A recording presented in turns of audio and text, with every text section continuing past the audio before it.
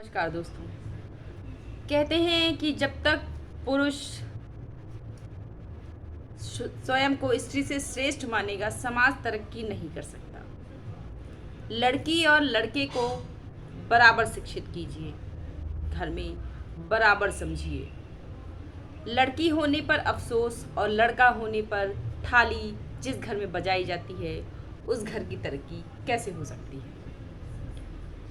लड़कों के मन में बचपन से ही मैं श्रेष्ठ हूँ अहम आ जाता है और वह स्वयं को लड़कियों से श्रेष्ठ समझने लगते हैं। यही मानसिकता उनको आगे चलकर महिलाओं से छेड़छाड़ करने की प्रेरणा देती है। महिलाओं को घरों में कैद करना कायरता है। उन्हें खुले गगन में उड़ने दीजिए, क्योंकि शेर कभी जंगल में शेरनी के पीछे पीछे नहीं जाता। वह शिकार पर अकेली जाती है और शेर को ये भरोसा होता है कि वो लौटेगी। कैसे लौटेगी? वो अकेली नहीं लौटेगी, वो शेर का शिकार करके ही वापस विजयी होकर आएगी। बिल्कुल इसी तरह अपने बेटियों को भी शिक्षित कीजिए, बहादुर निर्भीक बनाइए। उसे हर परिस्थिति में कैसे करना है, क्या करना है, ये बात सिखलाइए, जैसे कि आप लड़कों को सिखाते हैं। मेरे पिता ने मुझे बेटों के समान पाला पोसा। हमारे घर में किसी तरह का भेदभाव नहीं था। उन्होंने मेरे अंदर इतना ज्ञान भर दिया कि आप मुझे कहीं भी अकेले छोड़ दें, किसी परिस्थिति में अकेले छोड़ दें, मैं शिकार करके ही आऊँगी।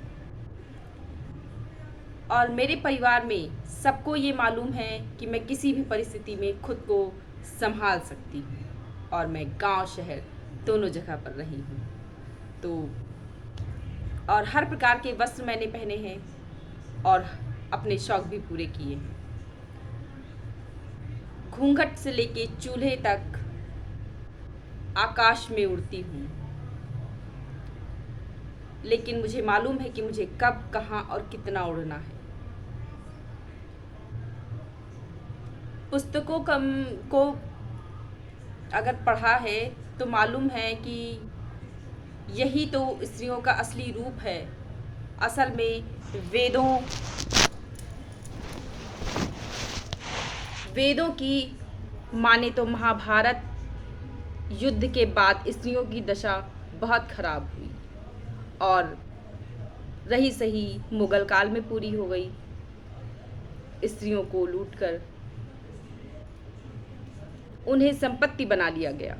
जो जितना अधिक बलशाली होता था वो स्त्री को लूट लेता था।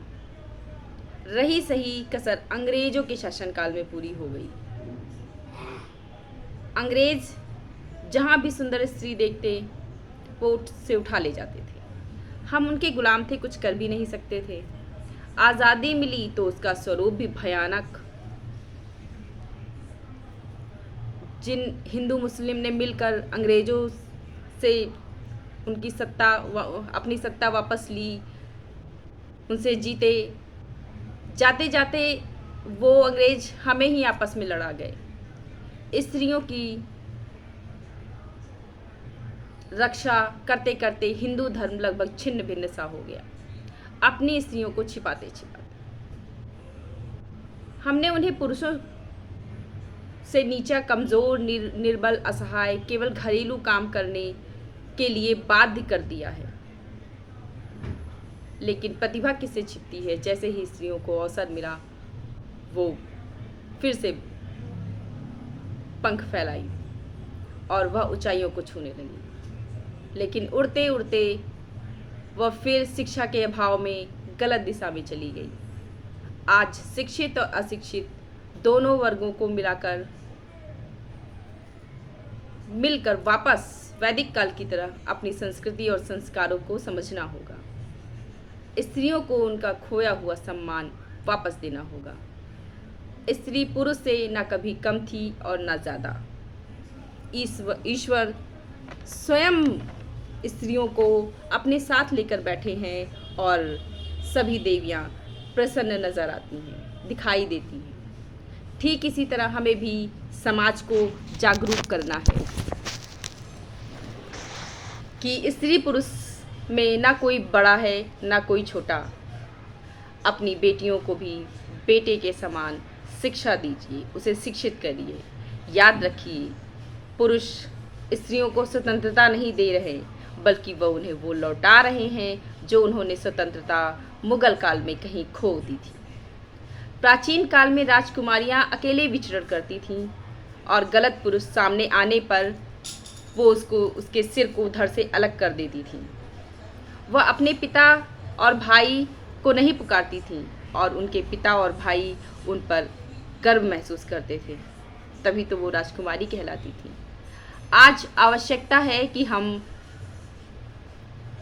स्त्री को राजकुमारी बनाएं, ताकि पिता, भाई और समाज के साथ साथ